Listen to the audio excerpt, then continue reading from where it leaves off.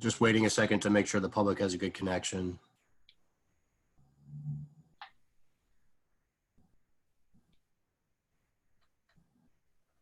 Okay, we're all set, Glenn.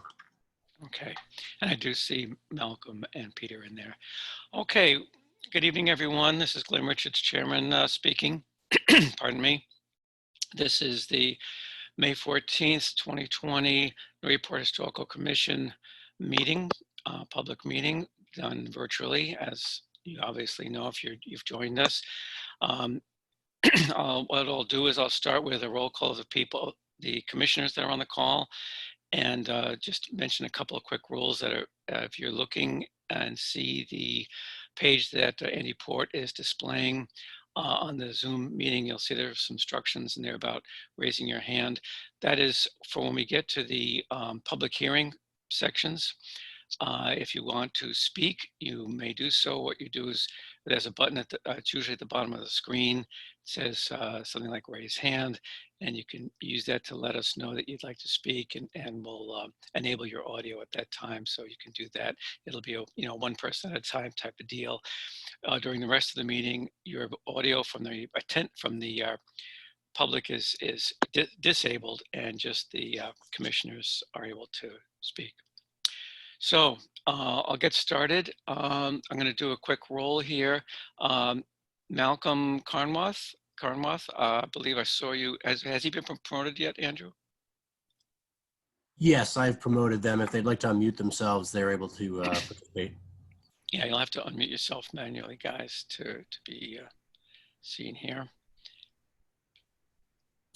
Peter, are you with us? I am. Okay, good. That's Peter McNamee. Joe Morgan, you with us? Present. Okay. Patricia Pecknick. Present. Okay. Ron Zimba. Yes, here. Okay, you're here. Christopher Fay. I know I heard you earlier. Yep. Present. Okay, thank you, Chris. And we have Gretchen Joy on as note taker, and Caitlin Sullivan is also on on the call. She's the planning, one of the city planners. And obviously myself, Glenn Richards, chair, and Andrew Port, who is hosting the meeting and will be displaying the visuals. So that's Andy's screen you're seeing there that is showing the agenda right now. Sorry, by clearing my throat here, I'll try to mute myself, and I'm about to do that if possible. So the first item on the agenda is the Red Coat Construction, Lisa Mead. I didn't see that on one of the other agendas, but anyway, it's on this one. I believe it's a routine matter. The applicant has requested to continue to 5/28. Do I have this correct, Caitlin and Andy, that we're just doing a quick vote to okay or not okay the continuation of that? Yes, correct. Okay, so I'll go ahead and make the motion myself. I'll make a motion to continue the matter at 3/5 School Street, requesting a continuance to 5/28/20 without objection and without what's what I'm looking for, prejudice. Thank you. Is there a second? Second. Okay, all right, two there. So since this, you can only be heard, we're going to do the vote by a roll call. It seems to work out best. So I'll do that. So I'm just going to take you in the order that you're showing up on my screen here. Patricia Pecknick. Yes. Mr. McNamee. Yes. Okay, Mr. Zimba. Yes. Mr. Fay. Yes.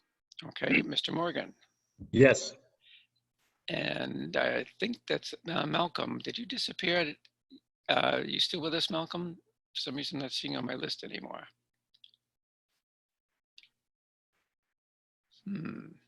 Well, we seem to have lost Mr. Malcolm, but it's okay. We have a quorum to vote to pass that vote without him. Hopefully he can rejoin. Okay, so that motion is passed. That will be continued. The next item on the agenda is 12 Harrison Street, represented by Michael J. Gray, who is the applicant and I believe also the resident there or owner. This is a matter that was continued from April 23rd meeting. I'd like to resolve it one way or the other tonight if possible. So, Mr. Gray, I know you've submitted updated and revised plans. So I think what I'll do is I'll let you go through them. Let me see if you're in the attendee. Yes, you are in the attendee list and you've been enabled for audio, but all I'll say is to introduce you. I'll just say that the matter before us here is a public hearing. It was the public hearing for a demolition delay was triggered by the roof line change, according to our ordinances. So the job of or the task of the Historical Commission will be to either impose a demolition delay, approve the plans as submitted. And I want you to know that if the demolition delay is imposed, that doesn't mean the end of the project. It just means that you've got a year to either update and revise plans if there are issues with them, or actually wait the entire year to skirt the process or to kind of bypass requiring approval from the Historic Commission, but hopefully we won't need to make that happen. So now I'll turn it over to you, Mr. Gray, and you can walk us through the changes you've made.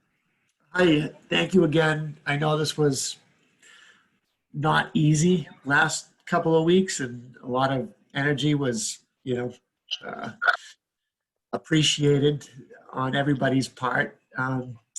We did, make the concessions. I know I brought on, I think, my architect, and I actually just hired counsel to help me through the next process, just because it's kind of, just kind of keep myself out of it a little bit. I don't know if they're present and they wanted to speak on the behalf. I'll take you through what the changes, or better yet, I'll just let the architect, if they're listed. It's Barry Gannick and Mark Griffin.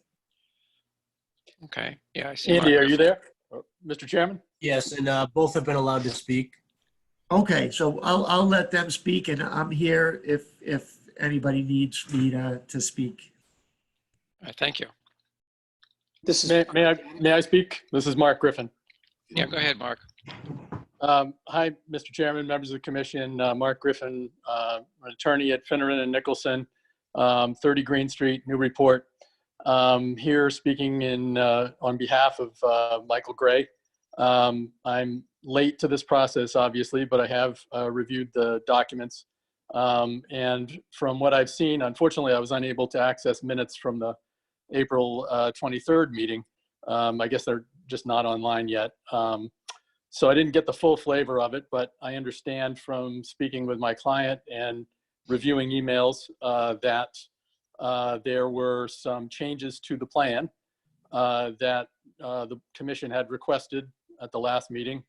And that in the interim between that meeting and now, Mr. Gannick and Mr. Gray submitted revised plans, which fulfilled many of the commission's request, although not all. I think at this point, I'd like to turn it over to Barry Gannick, the architect, in order to describe what the changes were and basically go through those plans with you, if you don't mind. Okay. Good evening. Yeah, that would be fine. Sorry. Go ahead, Mr. Gannick. Barry Gannick, Gannick Architects, 1 River Road in Carlisle, Mass. The changes we had made upon request included the lowering of the roof, where we had shown it previously being raised 3 feet. It's been reduced to 18 inches. We took the brick off the end walls of the house, and that would be sheathed in clapboard siding like the other elevations of the house. We removed transom light and side lights at the front door entry. And we are showing on the elevation sheets on drawing A1.3, 6/6 windows. And I apologize that the rendering doesn't show it that way. a graphic problem, or it's a computer problem in my office, and we are correcting that. But the intention, if you go to drawing A 1.3, you will see the windows as requested by the commission as being all 6/6. Okay. And I think those are the major changes. Mike, did I miss any?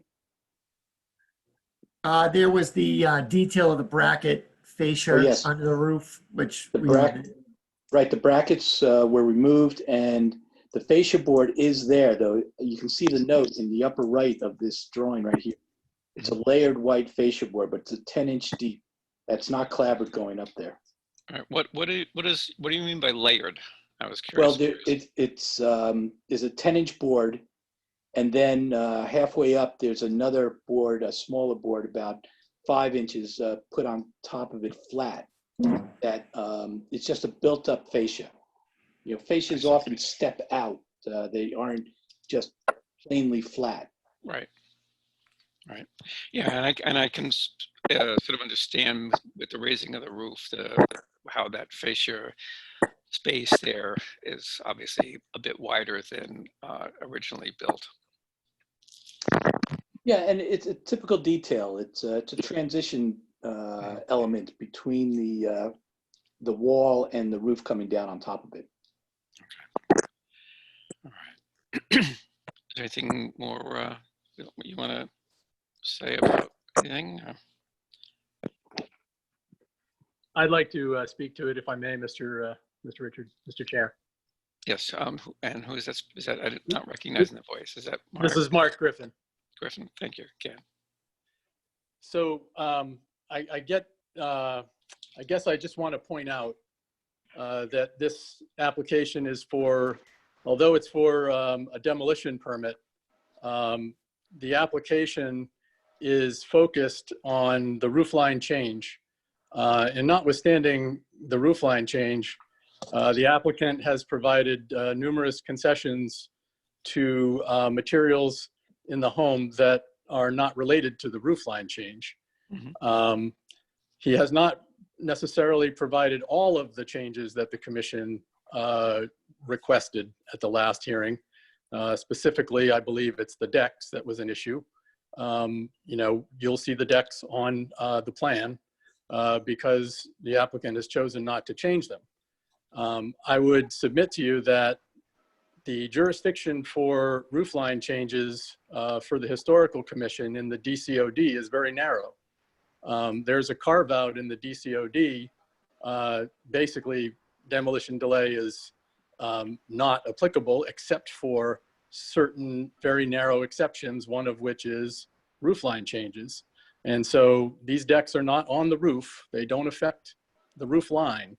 I would submit that the jurisdiction of the commission ends at the roof line. And so the changes that have been made to the building have been made because the applicant is seeking a discretionary permit and seeking to satisfy the commission in order to obtain the demolition permit. However, the applicant does not believe that these decks should be removed and is seeking approval of this plan with the decks. Thank you. Thank you, Mr. Griffin.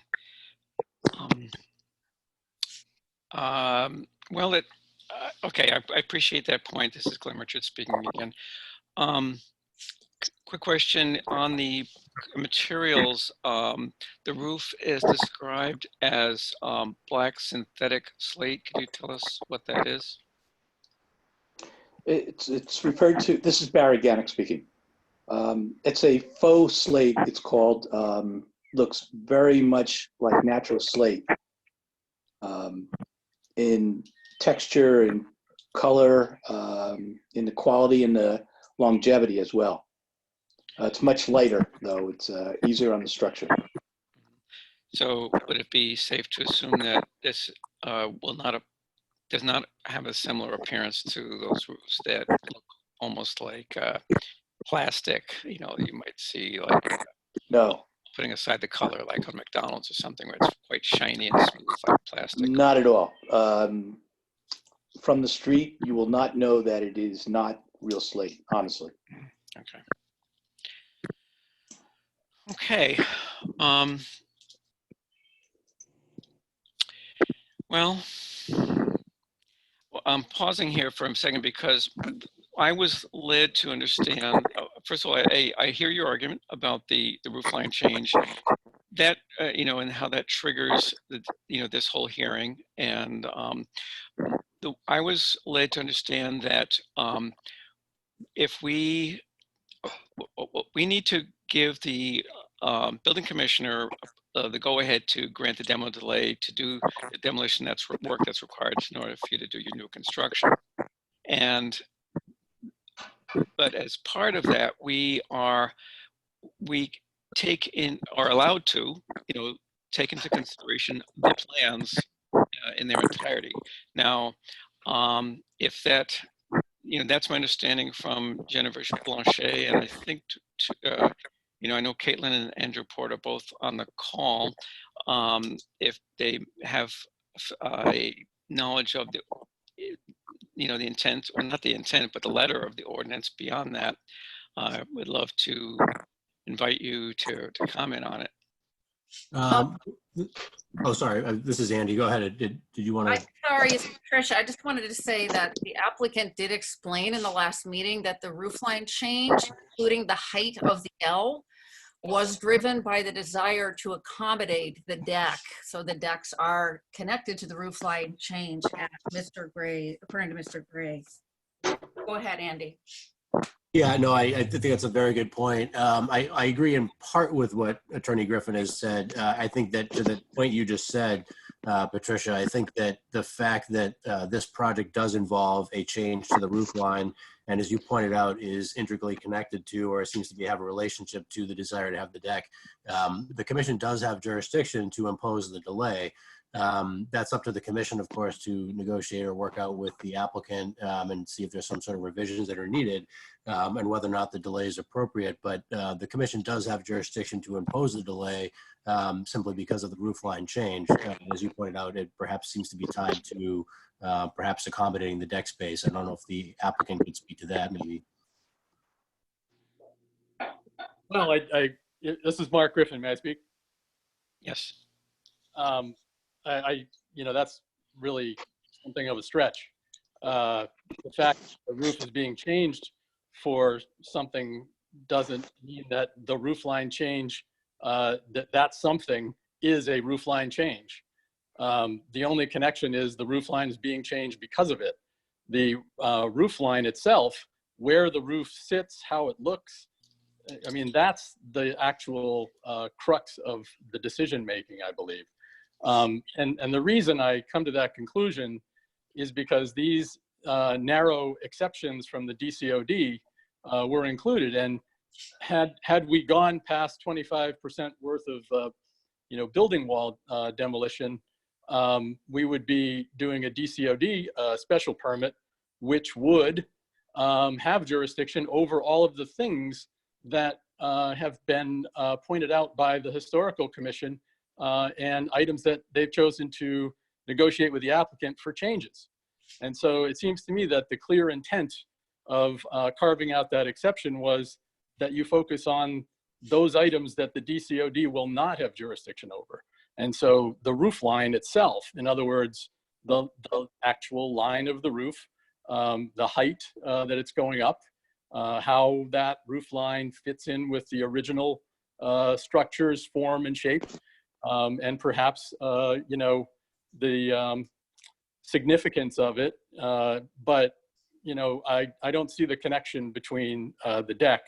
The reason for the roof line change really seems to be irrelevant to me. Mr. Griffin, Mr. Gray did explain to us during the last meeting when we asked about raising the roof on the main camper roof, and we asked about the height of the L, and he did say that those changes were driven by the desire for the roof deck. So he is the one who made that claim. So that's why we're having a conversation, I guess, about the roof deck. I don't remember that conversation. I was more of raising the roof to get the head height inside of the third floor, is what I remember saying. Well, I agree with the Yeah, chair that we are looking at the plans in their entirety and not looking at just the main roof line on the main house. Well, this Oh. is Andy. Just to clarify, so again, just to highlight again, there is a portion of what Attorney Griffin has said that is correct, which is that the commission's jurisdiction and decision is about whether or not to allow that roof line change at this point, or to impose the delay. Clearly, there are other elements that are proposed on the plans, and there may be a relationship between those things. The commission's decision ultimately has to be based on whether or not to allow that roof line change there. It's a fair point that there is, the deck itself is not within the commission's jurisdiction per se, but the fact that the structure is being modified to raise the roof does place this project in the commission's jurisdiction, which is why the applicant's here. I don't take issue with this particular application or set of plans, but the commission does have jurisdiction, and that's why the applicant's here, because it does involve a roof line change to the primary structure, irrespective of the deck. Okay, thanks, Sandra. And I believe there is, if I'm not saying that that decision is going to be made, because I want to hear from the rest of the commissioners on this, but even if it were, I believe there's an appeal process and all that good stuff, but let's not jump the gun on anything yet. I'd like to hear from my fellow commissioners on how they feel about the whole thing. Would anyone of you like to chime in?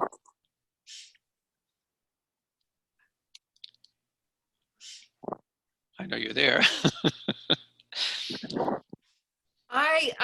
One of my questions is that since the house on the Form B is listed as a 2.5-story house, and Mr. Gray has explained that he wishes to restore the gambrel, and that he wants to raise the height. It's down to 1.5 feet increase from 3 feet. That the interest in raising the roof is to increase usable living space. I can't figure out on these plans what the square foot living area is now and what it will be with these changes. So I'd like to know that. I wonder if, Mr. Gannick, do you have a handle on the gist of that, or would that be something that... I don't have the numbers right in front of me for the actual square footage of the house. I'm sorry. Okay. I'll speak for myself for a second here. I'm kind of two minds, because on the one hand, the roof line as it currently is, I don't think anyone would dispute the fact that the addition to the back was not well executed and or designed, or both. And the overall effect of the changes that Mr. Gray is seeking to make may very well be an overall improvement, with the possible exception of the roof decks and all that. But that's people have differing opinions on that in particular. I would note that part of the that there are now actually 2 roof decks that started out as only 1, and they both are quite visible from both the street and the rail trail, and they also necessitate those doors from the, I guess it's sort of a dormer on that addition, which I'm guessing that the fact that there is a door required there, that in itself isn't dictating the height. Would I be correct about that, Mr. Gannick? That the door is not dictating the height? Yes, that the height of those roof lines on the dormered addition would not change if those were windows instead of doors. Correct. That is correct. All right. So,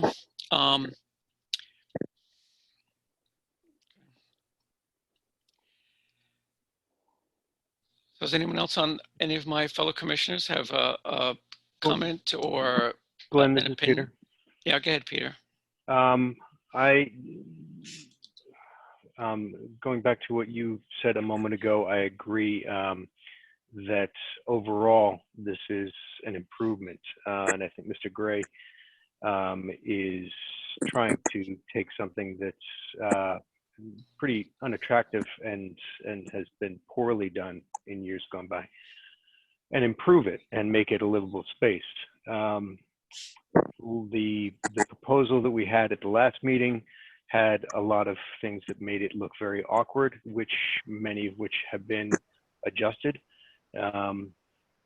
So I'm looking at this as it's not a perfect restoration or preservation of the historic structure, but an improvement of the property overall. Do I like the roof decks? No, but they don't necessarily offend me. They're not in keeping with the style of the house, but the style of the house is very forward.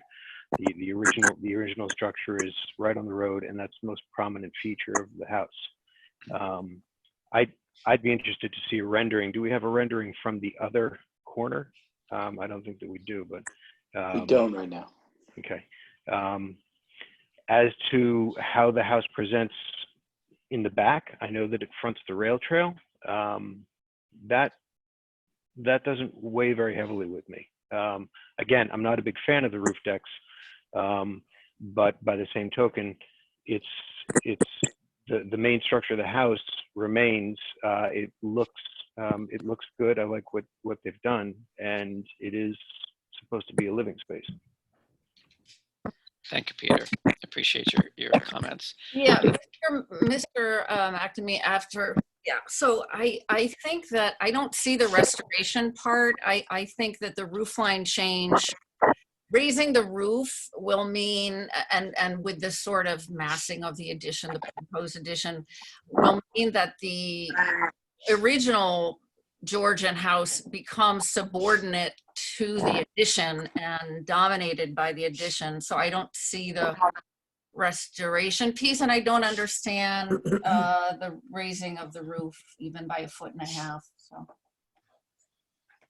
Well, I will agree that the raising the roof, even now that it's been reduced from 3 feet to 1.5 feet, it is visible and it does register. I think the rendering it helps, but it doesn't do a great job of illustrating, the layered fascia, whether or not that would soften the impact of that extra 1.5 feet that your eye registers would not originally have been there.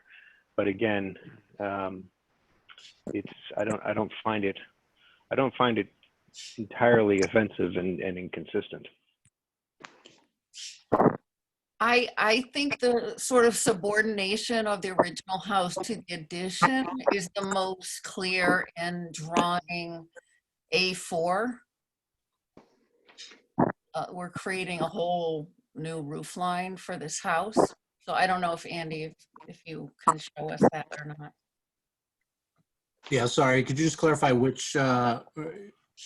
perspective you're looking for? Oh, I'm looking for A4, that document A4. Yeah, it might be around page 6 or so, Andy.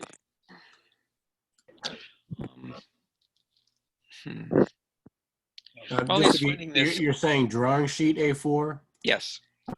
Okay. I don't see, I see drawings that are labeled S. I don't see an A4. I see an A1.4.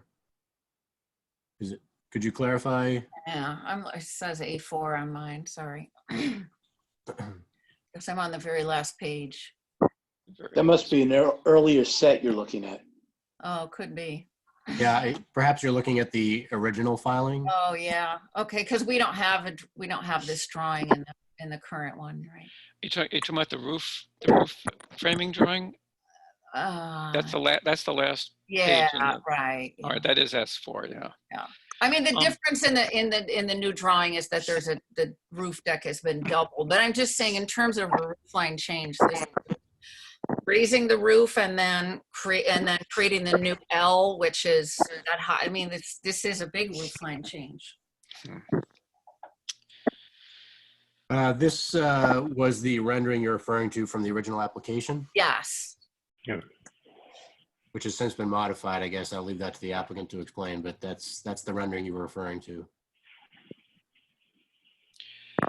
Yeah, so this is Glenn speaking again. I think the main modifications are if you look at the lower right one, that kind of slightly sloped shed roof type addition, which is currently there, that is going to be made. That's where a new roof deck was put, and the second roof deck and doors similar to what you see in the rendering that's on the lower left corner of this. Does that sound about right, Mr. Gannick? And of course, the overall height reduced by 1.5 feet, and some other relatively minor changes. Like Yes, that's correct. Okay. And so the gambrel and the L, they're shed. What is this, like shed roof things coming off the? I don't understand really. Coming off the gambrel? Yeah. What is? It looks like it hangs over on. Yeah, Patricia, that shed roof addition is currently there. It looks a little different because it's got like, it's got sort of a very open lower first floor and so on.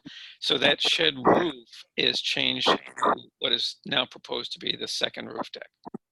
Does that help you? Yeah. And this rendering shows 2 windows on that dormer on that side. That would be, but that would look more like it looks on the lower left side where it's like a French door or that type of thing. And please, correct me if I said anything wrong there, Mr. Gannick, or. No, that's correct.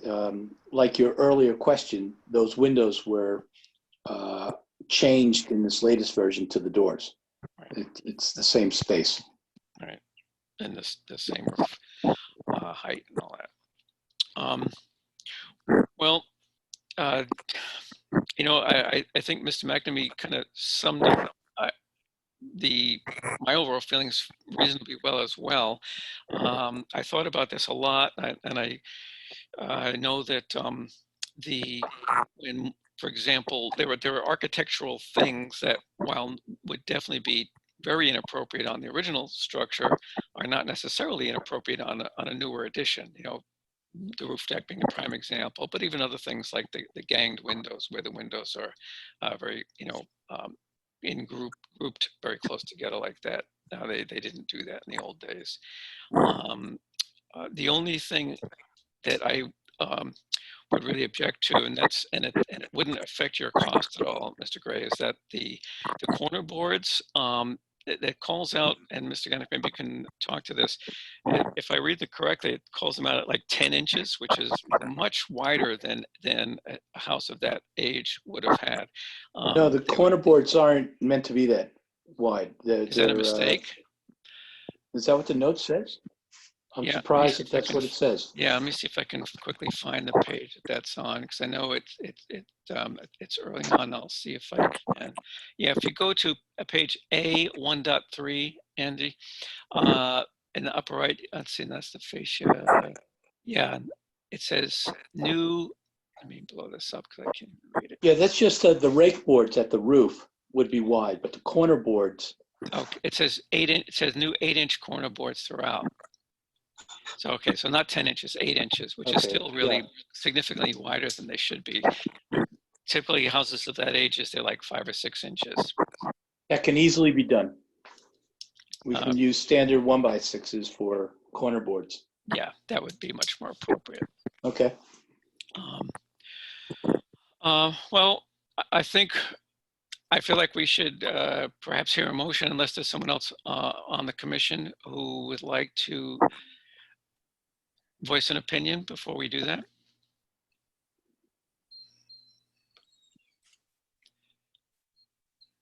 By the way, Mr. Griffin, your hand is still up. Did you want to say something additional, or did it just not put it back down yet? I just neglected to hit that button. I'm sorry. Okay, very good.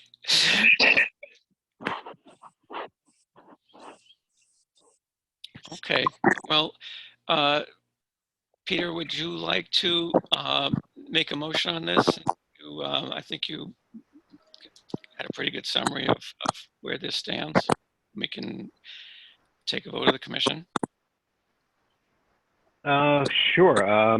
I would move that we accept the changes as presented, provided there is the detail change to the corner boards. And you have to help me out here, Glenn. Okay, sorry, Peter. I forgot how new you are. And yeah, that's fine where you were so far. And basically grant the demolition permit is how that would end. Okay, well, and grant the demolition permit then. Yeah, sorry about that. Is there a second to that? Well, I know a lot of us are on mute. I'll second that. Okay, thank you. Who was that? I didn't recognize the voice. This is Joe. Oh, hi, Joe. Thank you. Okay, so we'll do a roll call vote on that again. Again, just in order that you're showing up on my list here. Patricia? No. Okay. Peter, back to me. Yes. Okay. Christopher Fay? I'm a no. Okay. Joe Morgan? Yes. Okay. Malcolm Yeah. Farnworth? Okay, so yes. And Ron Zamba? Yes. Okay. And I'm gonna vote yes as well in this one. So we have 1, 2, 3, 4, 5 yays, 2 nays, and so that passes. And so the only additional constraint we're placing on is the corner boards, which you seem both agreeable to. That's a pretty minor change. I would just add, well, I guess there isn't anything I'm going to add to that, but other than that, there may be other, there are other things you could do on the original part of the house that on the work you're undertaking that we didn't really get into, because it may be, as Mr. Griffin points out, beyond our legal scope. But I would encourage you to look into, I know the Anderson 400 series windows that you've specified are available in things like what they call reverse cottage sash design, which would replicate the pattern of the original windows that you can see on the Form B. So that would be a really good thing you could do to get the house to look more like it did. Traditionally, that was I'm not sure if Anderson could do a 12/8, although they probably could. So that's something that should be, you might want to think about. And I didn't even ask you if I know they are also available with full divided lights, which would be the type of window that we would recommend you use. So, I don't know, any comment before we move on to the next thing? Just thank you very much, Mr. Richards, and to the commission for considering the application. Do you want me to, was that, I couldn't tell if that was Mr. With Mark Gray Griffin. or was Mark Griffin? Okay, Michael Gray, are you amenable to looking into the things I just said about the windows? I am. I'm not opposed to that at all. I just wasn't aware that Anderson would make that. I mean, we were definitely going to go with the true divided light 6/6. Okay. I don't know, what the spacing would require for a 12/8 or what was proposed, but Yeah. I'm happy to look at some renderings that Barry can do for me because I wouldn't do those on the sides or anywhere else. It would just be on the front. I just would like to see how that would look. Yeah, and take a look at the photo that's in the Form B, and you can see No, what I'm I'm talking familiar about. with it.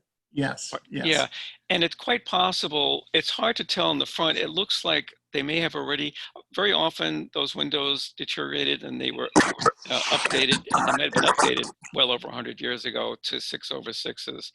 So, 6/6s are not, horrendously inappropriate or anything like that. And but you can see the 12/8 on that, and that view. It looks like Andy is now showing it on the Sure. screen. Yeah, you can see, which is a really very authentic look for a house of that vintage. So definitely worth. I'm not opposed to that on the main structure, on the gable end sides, the front of Exactly. that main structure. I'm definitely not opposed to that. Yeah, looks like, looking at this picture, looks like they did it on the, they changed them out on the first floor, because you can see in the second floor, the dividing between the upper and lower sash is, 2/3 of the way down. It's not in the middle. So, but you can take a look at that. All right. Well, thanks for coming back a second time, Mr. Gray, and Mr. Griffin and Mr. Gannick. Appreciate your coming in and laying this out for us. Thank you. Thank you. Thank you very much.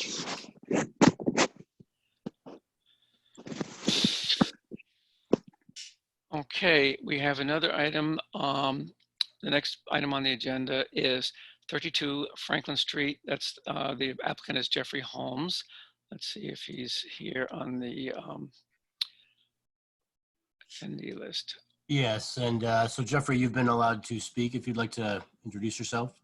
Yes, my name is Jeffrey Holmes, and I'm here today. Okay, hi Jeffrey. So I'll give a very brief introduction to where we stand with this. This is an application because of the extent of the demolition and reconstruction, or really the demolition. You require a special permit, and so we meaning the Historical Commission, is tasked to do a historical report for the I believe it's the ZBA, correct me if I'm wrong, Mr. Port. Anyway, so we will do that. We had a couple of questions and things we wanted addressed from when we last got together. And looks like you've pretty much done a good job with that. And we did have one of the things we were most concerned about was to verify that the addition was truly in tough enough shape that rebuilding it and repairing it wasn't a viable proposition. And we did have the building commissioner out there to take a look at it, and he did confirm that that was the case. So we do have independent confirmation of that, which is very good. And you've also submitted some photos, and the building commissioner submitted some as well that kind of confirmed what you had already showed us. You've also made some quite major changes to your proposal. So I'll let you speak and kind of lay out what you've done and what you're currently proposing to do, and we can take it from there. All right. Well, thank you, Chair. So what we've done is we've basically just gone back to the original structure and what it is. It's 2 stories. The only thing we're looking to physically change on the whole thing is to just get a little bit more head height on the second floor. As it is right now, the exterior walls, as you can see by the picture that's on the screen, or even by this one, the window, the top of the window is even with the top of the interior walls on the second floor, therefore not allowing you to put closet doors up against the outside wall, and not even allowing you to actually stand up against an outside wall on the second floor. So what we're proposing is under 2 feet additional height space just for the second floor effect. The building inspector did approve that we could keep the first floor at the height that it's at in order to line up our second floor landing coming through on the inside of the house. Mm-hmm. But he was not opposed to allowing us to do that, and we're just looking to get the 7 feet on the inside on the second floor for code and for closet doors. Okay. Thank you, Mr. Holmes. And I would add that for those not familiar with this case, I think most of the commissioners are, you've made a significant reduction. A lot of the feedback you no doubt heard, and obviously you were paying attention because you made significant changes. A lot of the opposition to the first proposal was that it was too high, kind of towered over particularly the abutter to the rear, and also that the scale just seemed out of proportion to the main house, which, as we can see, is quite small. Your new proposal is considerably improved in terms of size and scale and all that.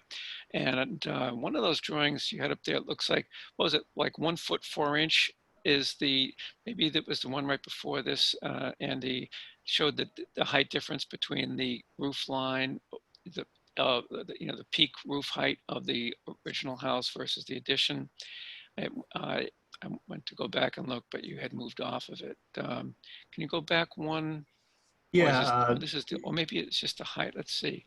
I just want to make sure I understand which, Oh, I see it. Okay, no, you're on the right one. You're on the right one. So I'm looking at, if you look at the east elevations sketch there or layout, if you look towards the left side of it, it says 1 foot 4 inches. That looks like the difference between the top of the original structure and the top of the addition. Do I have that right? It looks as though you do. Okay. So we're only going up, 1 foot 4 inches. All right. Anything else you'd like to comment on it, Mr. Holmes? No, I think that's about it. I'm just looking for permission to demo and move forward. Okay. Looking forward to having some more living space. Okay, thank you. All right, I'll turn it over to my fellow commissioners. Would anyone like to have a comment or express an opinion or anything on this?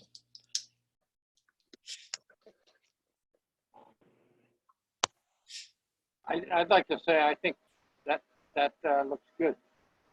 No, Yeah, that sounds like Malcolm Carnworth. Thank you, Malcolm. And I do see a hand being raised. There's in the public. Do you see that, Andy? It just yes, says Lisa. I assume that's probably Attorney Mead. yes, Lisa's been unmuted. Thank you very much, Mr. Chair. Lisa Mead, Tellerman Costa, 30 Green Street, on behalf of Patty Snyder of 15 Salem Street and Robin Mary Swenson of 30 Franklin Street. So first, let me say that both the Swensons and Ms. Snyder are appreciative of the reduction of and the changes from the original proposal. I do want to clarify, just make sure of a couple of things. So on this west elevation, which is the rear elevation, it shows no openings. And I want to confirm that, in fact, that's the case. Yes, that is the case. Okay. And then the applicant still has not submitted a survey plan. I know the applicant needs to go to the Zoning Board of Appeals prior to any work, but it's a significant issue because of how tight this lot is. That back wall literally comes down inches from 15 Salem Street's backyard, literally patio, and her house is probably 7 feet from that wall. Then the fence on the left side, which runs to 32 Franklin Street, the Swensons, 30. It's a couple of feet in there. And similarly on the left-hand side as you look at it. So the construction of this and the deconstruction of this is going to be very difficult, and there will be significant impacts on the neighbors. And so because there's no site plan, it's impossible to know what those lines really are. And that literally that back wall is probably about 7 feet from the door into 15 Salem Street. And it's on the line. And so they're very concerned about that.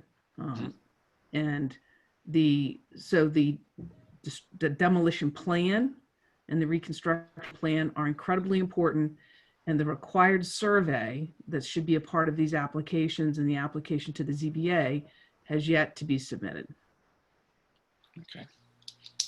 Thank you, Attorney. Yeah, this is Patricia. I agree that their survey is very important, and I really would encourage the applicant to work with number 15 Salem Street. I assume that she is pleased that the windows have been removed from the west elevation to not only preserve her privacy, but probably increase it at this point. So yes, and that's why I wanted to confirm that in fact there weren't any openings, and they're appreciative of the changes that were made, but it is really, really tight, and any work is going to end up on her patio. And any work on the right-hand side, as you see, I just don't know you can see the difference between to the top here. That's the Franklin Street property. That's 32 Franklin Street. I don't know how you get a machine down there to take apart that house and dig a foundation. The back wall, so the yellow line here is actually not accurate. It's actually almost right on the back wall of that house. I think. I don't have a survey, but if you're in the backyard, that's what it's like, and that's what the plot plan would show. I just don't know how the construction happens. So, and I don't know how you dig a foundation. Well, thank you, Ms. Mead. Appreciate your comments, and I will take those into consideration. I will, in the report to the ZBA. Of course, I'm going to. Well, they're going to, I'm sure they will require that site plan anyway. But I will, even though that's not normally our purview, I'll even mention that in my comments to them that because of the unusual nature of the layout of this particular property, the size and how close the construction is to the boundary lines. So yeah, I'll mention that in the report. I will also add, just to satisfy my own curiosity, I continued to research the deed, and if the owners want to write it down for their record, I couldn't find the earliest deed. I could only get back to 1821, at which point it was owned by the wheelwrights, who, wow, they owned everything. So there are dozens and dozens of wheelwright deeds, but somebody with more skill than I have could use the probate records and get back into the 1700s. But in case they're interested, it's the book and page art, book 227, page 263, 227, 263. Thank you. That's 1821, but the house was there then, so you can get back further if you can find a title examiner to do it. Yeah. So my parents did do some research on the house, and I think they did get back to the late 1700s. Oh, good for them. Then I'd like to know. You'll have to tell Salem. me, because I couldn't get past the wheelwrights. Thanks. I do have everything written down. I just don't have it handy at the Yeah, moment. great. Thank you. You're welcome. Okay, thank you. Would any of the other, Lisa, your hand is still up. Is that just? No, thank you. I forgot to take it down. Okay, very good. So, Mr. Chair, I would like to say that there is a survey underway. Everything's been delayed because of our current situation, but we have secured someone to do it. We are on their schedule, and it will be done as soon as possible. We've been informed. Okay. That was Mr. Grace, excuse me, Mr. Holmes speaking? Correct. Yeah, thank you. And I see Ron Ziemba, you've got a hand raised. Did you want to make a comment? Yes, I just wanted to say that I did not participate in the first discussion that you had on this property, but I can see that you've done a lot of work on being responsive to the commentary of the commission. So I appreciate that. And this is really a tight squeeze, boy. But Thank you, Chairperson. But that's just part of living in the south end of Newburyport. You buy houses that are right on top of other ones. I guess that's right. Oh, and in your case, even more so than most. Correct. Mr. Holmes. Okay, thank you, Ron. Were you done? I didn't mean to interrupt you. No, I am done. All right, thanks. Would anyone else like to make a comment? I mean, I feel personally like I have enough information to write the historical report. But I'll certainly want to give you all a chance to make any comment before we close this topic.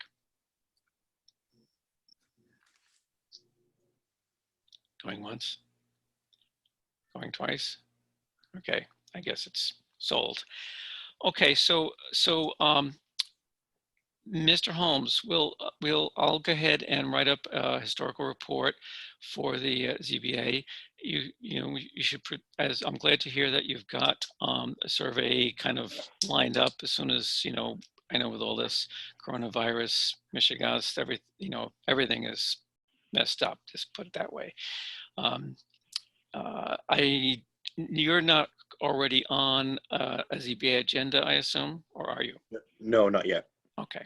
All right. So there's that coming. And I know this whole thing has been a long time coming. So I don't know, a few days, a few weeks. I mean, I'm sure you Few must be months. used, yeah, a few months, few years, whatever. I'm sure you're used to having to wait things out. And it's been said by others on this call and in this meeting and in prior meetings, but and I'm sure you realize it is going to be quite a challenge. I agree with some of the comments that have been made that it's tough to see how that's going to be executed, but hey, there's lots of things that, builders can figure out a way of doing somehow or other. So maybe you'll be able to do it and be all set. Okay, so on that note, I think we can move. I don't see a need for any particular motion other than, well, just to kind of formally end it off, I guess I will make a motion that the board approves the chair will take the comments made into consideration and write up a historical report for the ZBA. Would anyone like to second that motion? I second. Okay. Again, to order Malcolm top at this point, Mr. Carnwell? Yeah, I'm in favor. Okay, that sounded like an aye, yes. Okay, Patricia Pecknick? Yes. Yes, okay. Mr. Fay? Yes. Thank you. Mr. McNamee? Yes. Okay, Mr. Morgan? Yes. And Mr. Zemba? Yes. Okay, I think that's everybody.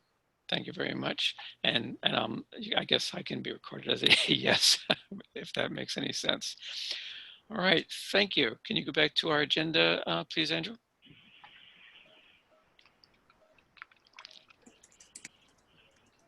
The Museum of Old Newbury CPC application.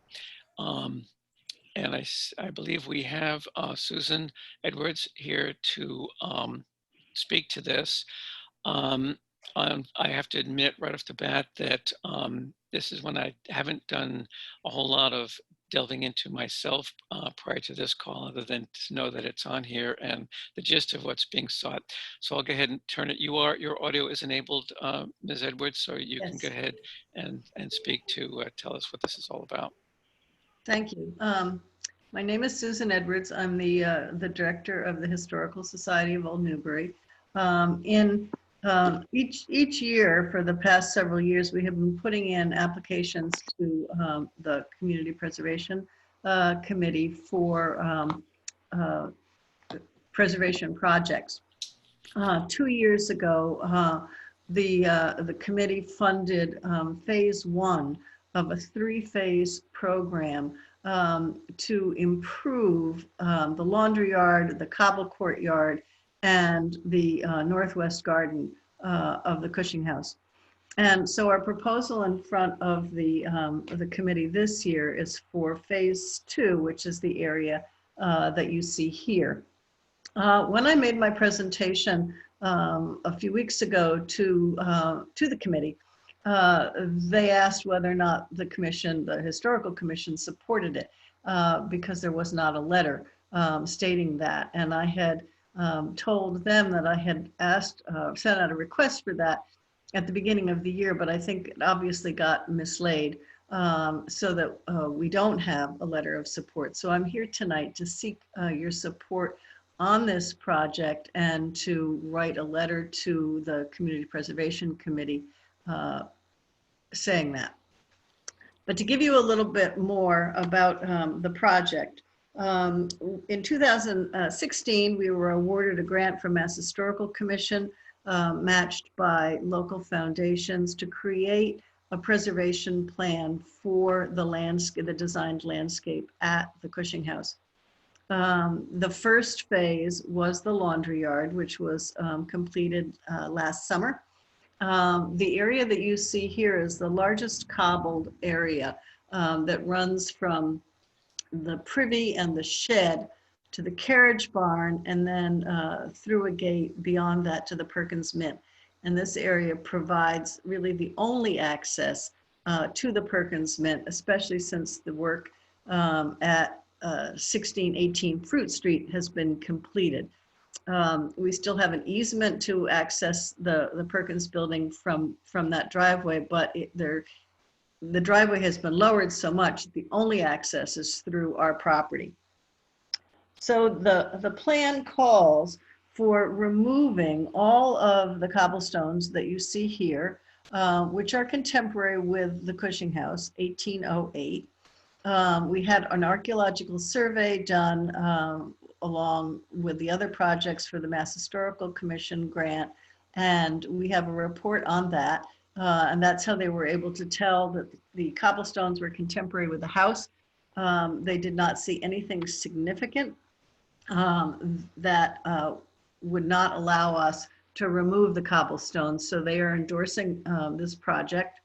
The plan calls for removing all of the cobblestones, cleaning them, doing grading, drainage, and then subsurfaces and replacing the original cobblestones. In order to make the courtyard barrier free, which was a strong recommendation of Mass Historical Commission, after working with our landscape architect and the preservation planners with MHC, we came up with the idea of putting a granite path through the cobble courtyard so that it would be barrier free. It would not go right through the center of the courtyard, but it would go along one side. You see a grassed area to the side of the courtyard. So it would go straight through and lead into the garden and then down into the Perkins Mint. It would not be modern granite. It would be used antique granite so that it would be compatible with the cobblestones. One of the questions that the Preservation Committee asked was whether or not it will look markedly different from the way it was originally laid. And my answer to that was no, that it will look as it was laid. It will be a textured but even surface. And what you're seeing now is because the substrata is not good. 2 centuries of freeze, thaw, and bad drainage. So it will look more like the original, and we will use all of the existing materials. The other part of this project, if Andy, you could show this, the photograph that has the fence that runs between the privy and the carriage barn. What you're seeing now in this photograph is a fence that was reconstructed based on the original plan, which is a lattice fence. And there's also a lattice fence running along the other side of the courtyard. Sorry, I'm just trying to make sure that I have the rendering, the photograph you're looking for. And just so I'm oriented, this picture, it says courtyard showing uneven levels and cistern. Are we looking towards Fruit Street here? Or are looking towards Fruit Street. So this photograph was taken from the carriage barn, looking towards Fruit Street. And the other thing that would be done would be that the cistern and the well cover would be made level with the rest of the courtyard. Also, the sod that you see to the left has become higher and higher over the years. Right. That would also be graded, so, and would be resodded, so that would be a grass surface. The trees and the shrubs that are there are not historic. They are not what was on the property when during the period of significance when the Cushing family lived there. So they had dwarf fruit trees, and we would replace that area with the dwarf fruit trees. That is not part of this application, however. That is something else. So this is the fence leading to the garden, and that is a relatively recently reconstructed fence. So that one will stay the same, but it shows you the access from the courtyard into the formal garden and then behind the carriage house to the Perkins Mint. Okay, so look, so this top upper photo where there's some guy a black and white picture with someone with a red backpack or something. He's a surveyor.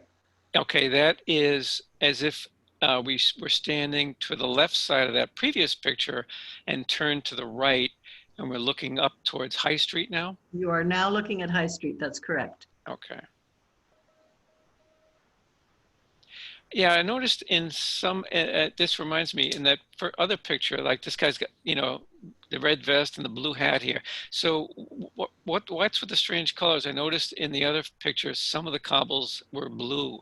Is that just an artifact of the reproduction of some sort, or what's going on? When you actually look at the original photographs, the cobbles do not have that turquoise tint to them. I think it must be something with the projection or the screens. The surveyors who surveyed the entire property as part of the MHC grant, he did actually have a red backpack, and the other guy had a blue baseball cap. Okay. All right. And this might sound like a silly question, but because of the words you used, you know, removing the cobbles and putting the same cobbles back, I'm going to make a wild guess here that you're not going to attempt to put each cobble back in its original place. Well, we discussed that with MHC, and they said, absolutely, we do not require that. As long as you salvage the original cobbles and replace them so that they make a textured and even surface, we do not require that. So no, we are not going to put the same cobbles in the same location. Okay. Yeah, that would be a bit of a chore. But we thought about it.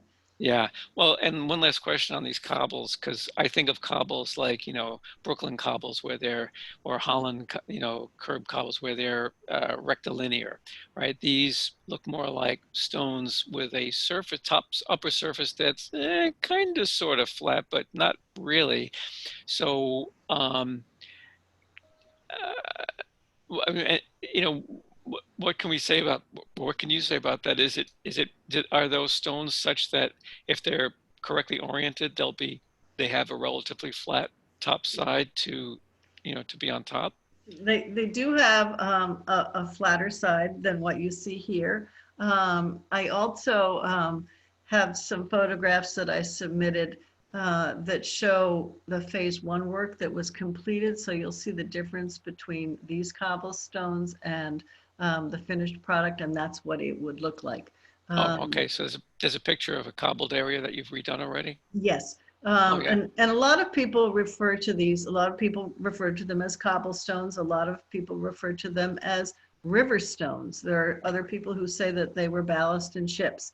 But it is, you know, an intact working landscape, which is why we feel that it's important to preserve it, to make it as accessible as possible, and especially with a granite path, and to be able to use it for public programs and events.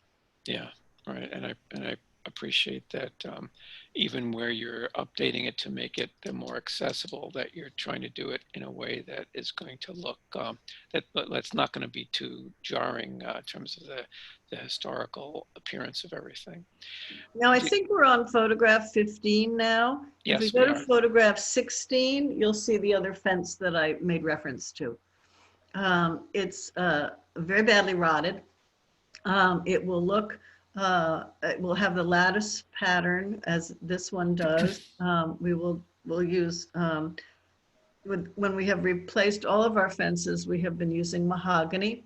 And the only difference with this, that again was approved by Mass Historical Commission, was that we would put a gate into this one so that we could have access to the cart path on the other side of the fence.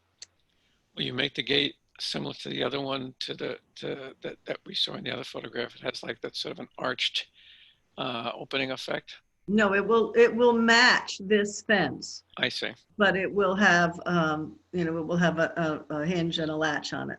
Oh, okay, yeah, that other one, I guess that was more of a picket fence. Right. So do you know which photograph shows the recobbled area? This is Andy. Yeah, I looked through the images. I didn't quite see that photograph. Do you know which one that is, Susan? Well, they were the ones that I sent in to Caitlin for the presentation to the Community Preservation Committee. Okay, give me one moment. I might be able to pull that up. Okay. Well, they're under the link of the application, Andy. It says like yard 1, yard 2. That's right. Laundry Yeah. yard 1, laundry yard 2. Yes, sorry. Yep, one sec, I'll pull those up. Okay. While he's doing that, any member of the commission have any comment or questions? Yeah, Ron, I see your hand. Go ahead. You can speak. Yes, I just like to make one quick comment in terms of the letter that you'll be writing for the museum. And that is that this really is a very significant step for this museum, I think. It knits together the various pieces on the property better than they have been since they were new. Mm-hmm. And I think that's a significant accomplishment here. And so what you have is a very good picture of a way a family of means lived during that period. It's more than a museum now. It's a piece of the Newburyport's history. So just a sideline comment there. Mm-hmm. Thank you, Ron. Yeah, thank you, Ron. So right here you see a side area that was redone along with original granite that was already there, and then a new brick path that is the width was increased for barrier-free access. And if you could go back, I think to the one that you had before. Was there another one before that? Yeah, and you can't really see the difference between the courtyard beyond and this, but you can see that this is, like I said, textured but even, whereas the other is very undulating, right, and is a hazard. Right. Yeah, you can see it somewhat, but yeah, it's off in the distance. A quick question on what the CPC is asking for, Ms. Edwards. Is it sort of a generic letter expressing our support of the project, or like I know in the previous one that it was specifically looking for our determination that there was a cultural resource, quote unquote, to be protected, which is one of the criteria for disbursement of CPC funds. Did they say specifically which they were? Or we could really kind of do both. Yeah, go ahead, Andrew. Oh, sorry. Yeah, Glenn, sorry. This is Andy. The commission is really, I think, looking for confirmation that the Historical Commission, I think two things, if they could be expressed in the letter, again, this is up to the commission, but one, that it's appropriate, the work that's being proposed is appropriate, which I certainly don't take any issue with. I think it's a great project. And I think also that it warrants funding in this cycle. Because the Preservation Committee ultimately makes their recommendations to the City Council for the funding appropriation. So essentially the committee that makes the recommendation on CPA funds is looking for a recommendation from the Historical Commission that has expertise in historical preservation work to verify that it's appropriate and that it's appropriate to fund this project this year. Okay, thank you. So that sounds all right. Did you want to add anything to that? I do want to add just a couple of things. One of the things that I reminded the Preservation Committee of is the fact that the house and design landscape at 98 High Street is the only National Historic Landmark in Newburyport. So clearly it does have a strong cultural significance in the community. And the other comment that I'd like to make is that despite the fact that the museum is currently closed because of COVID-19, our grounds are open, and the people who have been on site and our neighbors have reported that there have been an incredible number of people socially distancing, but relaxing in the garden and using it as sort of an oasis and a retreat during the pandemic. Interesting. So it's clearly loved by the community, I think. Yeah. Well, I don't think many will disagree with that. So one last call for any comment from my fellow commissioners. I just have a question that might seem a little trivial, but what happens to the I didn't know holly and quince were not period appropriate. Do you donate it somewhere? Or stuff Well, you have to dig up? The holly especially is really wonderful. What we are hoping to do is to take cuttings from the holly and transplant a part of it to the back garden, which is a vegetable garden and is used for propagation. But so that it won't be completely destroyed, but it's not appropriate to this period of this garden. Yeah, very interesting. Thanks. Okay, well then I would like to make a motion. This is Glenn speaking. Make a motion to that the commission vote to empower the chair, namely me, to go ahead and write a letter expressing our support of the proposed changes, that they are compatible with the historic aspect of the property, and certainly not, on the contrary, not only do they not detract from it, they improve it, and that we support the project. Would anyone like to second that motion? This is Ron. I second it. Okay, thanks, Ron. So we'll go through our usual roll call. I see Malcolm, you're on top again. Yes or no? Yes. Yes. Okay, yes, Malcolm. Patricia Pecknick? Yes. Yes. Okay, Ron Zimba? Yes. Thank you. Christopher Fay? Yes. Thank you. Joe Morgan? Yes. Thank you. Peter McNamee? Yes. Okay, and obviously I'm a yes as well. Okay, well, that one's unanimous. Well, thank you very much. And Susan, Thank you for your time. yeah, I should be able to get that to you probably through Caitlin or whatever, but that shouldn't take, I don't know, more than a couple of days. Certainly sometime next week, that should be all ready for you. Thank you. And so that, looks like, those grounds are really remarkable, and you guys do just an incredible job, and I never cease to be impressed, if not amazed, by the professionalism and the dedication to authenticity and everything else that you guys do. It's really great. Thank you. I know that the Preservation Committee was hoping to have a letter by the time they meet later this month when they deliberate on the proposals. Okay, do you know what date that is by any chance? Caitlin knows. I don't have the date in front of me here. 26th or 27th, I believe. It's the 27th. Yeah. Okay. Yeah. So next week would be perfectly fine. Yeah. Yeah, that sounds. Thank you again. I very much appreciate it. You're welcome, Ms. Edwards, and I think that timeline should be fine. Okay, thank you, Mr. Port, for putting back the agenda. It looks like the one remaining thing is the approval of the minutes. Yep, yes. Mr. Chair, I guess after the approval of the minutes, and I guess after the adjournment, could we have a quick conversation with Andy and Caitlin and people on the commission, but without anyone in the public or listening in? Well, I'm not sure if that would be a violation of open meeting laws, though, if all the commission is there. And is that, what do you think of that? Yeah, Glenn, I think is correct. Patricia, I think that would be a violation of the open meeting law. I mean, if there's something in particular you wanted to coordinate with the office, and I'm not sure what the subject matter is, but I do agree with Glenn that the commission, meeting in a quorum and having discussion outside the public view would potentially be a violation of the open. I was just really going to ask you and Caitlin about jurisdiction and to clarify something.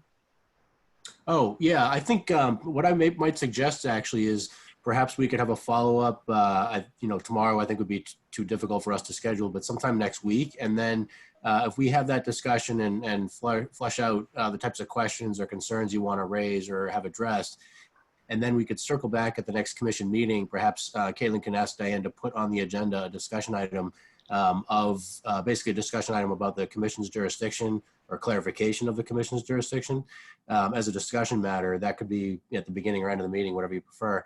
I think at the end maybe, but and that way you could have that discussion as a commission, but we could flesh out what it is you're looking for in advance of the meeting and not run afoul of the open meeting law. Oh, okay. Yeah, that sounds like a good proposal, Andrew. Thank you. Or Andy. since most of the public's left. I guess I can revert to Andy. Okay, the minutes, Gretchen made some minor changes to the minutes from 4:23. Hopefully you've had a chance to review those. I know they were relatively minor. There was one about the size, a dimension of the boards on the Harrison Street property and so on.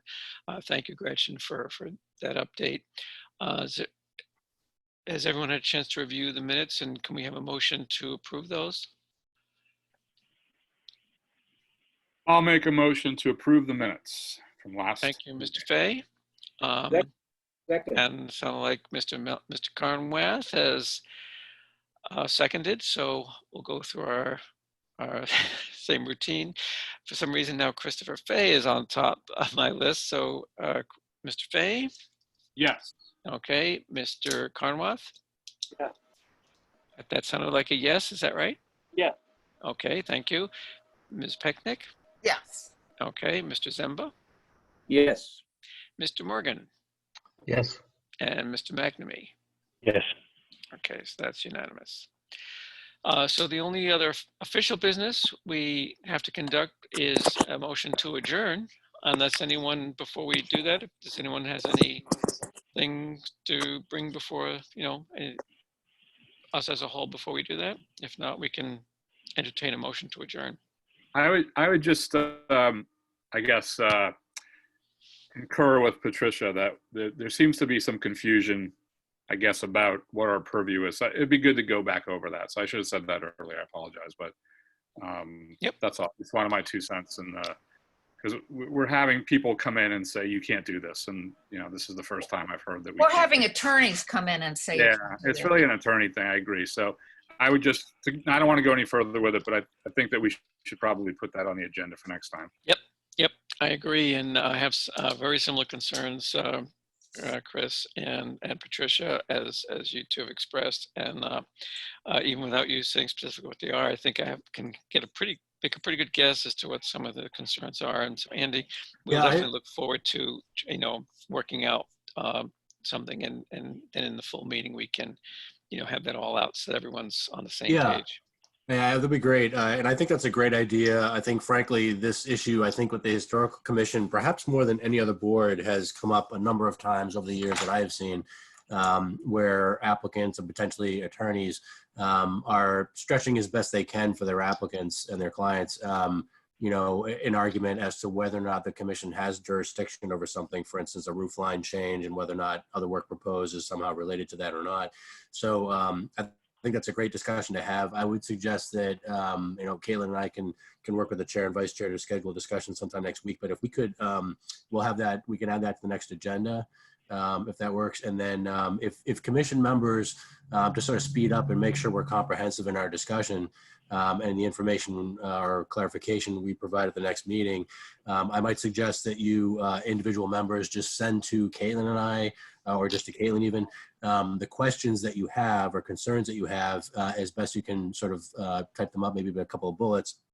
And that way, when we have that discussion and circle back with you at your next meeting, we can make sure to cover any of the nuances or areas you're concerned about. Andy, are we allowed to CC people on the commission with the questions, or should they just be to you and Caitlin? Yeah, and that's why I suggest that you send those to us, and that, like I said, all those issues can be discussed at the public meeting. But I think it'll give us the opportunity as staff to make sure we've got that information or clarification on the nuances for you. But that way, we're not having committee members discuss important subject matter that might be purview of the open meeting law outside a public meeting. So that's where the commission members are not deliberating or discussing matters outside the public forum. Yeah, let me clarify something, because it sounded like Andy said it was okay to copy everyone. I don't think that's the case. No. What I'm suggesting that folks send that, as Patricia said, to send it to us as staff, and we would then circle back with you at your next public meeting where we would discuss it collectively. Yeah. Yeah, because the danger, Patricia, is that if, let's say I sent a note to Andy or Caitlin or whoever and copied you all, and then people start replying to all of that, it becomes a deliberation that's outside of public meeting, and that's where we're okay. And I understand that. I wasn't even thinking of it as a deliberation. I was just thinking of it as a, you know, a job description. Like, here's what you can do, here's what you can't do. I didn't know that would violate the open meeting law, but I do understand that now, and I will send my questions only to Caitlin and Andy, and they can aggregate all that and, you know, we'll talk about it as a. Yeah, and that will be, and we'll all get that once we do get it all together in an official public meeting. We can certainly go over those, because that's, you know, that's certainly public, and we'll get on the same page, including anyone in the public that happens to be interested. Who knows? Maybe an attorney will be there. Okay, is there anything else other than a motion to adjourn, or a motion to adjourn? Either one was okay, as far as I'm concerned. So moved. Okay, someone has sounded like Malcolm, sounding from the other side of the field, has suggested a motion to adjourn. Is it seconded? All right, I'll second it. I guess we got to do the roll call again. Mr. Fay? Yes. Malcolm? Yes. Ms. Pecknick? Yes. Mr. Zimba? Yes. Mr. Morgan? Yes. Mr. McNamee? Yes. Okay, we are unanimous in that. Well, thank you all very much. You know, it'll be interesting to have this discussion about jurisdiction and exactly where, you know, to try to make some of those areas that seem like gray areas a little less gray. So, but for now, we're adjourned. So thank you very much, Andrew, for your help in running the meeting, and Caitlin for being here later than your usual Thursday night work night. Andy, you getting tired of running all these meetings yet? I can't tell you how many Zoom meetings during the day and at night I've been doing, but no, I'm getting quite used to it. I mean, it is time consuming, but it's actually starting to get a little smoother, and I think at least it's allowing us to clear our dockets, because I can't imagine us having physical public meetings for some time. You know, again, we have to follow the health protocols, right. But that being said, I think it behooves us all to do what we can online. Yep, and we got everybody in. Got Ron Zemba, you know, and Malcolm. We got everybody in. So that's great. And so we'll see you in 2 weeks. I think it's on the 28th. Great. Great. Thanks so much. Okay. Good night, everybody. Good work. Night. Thank you. Night. Good night.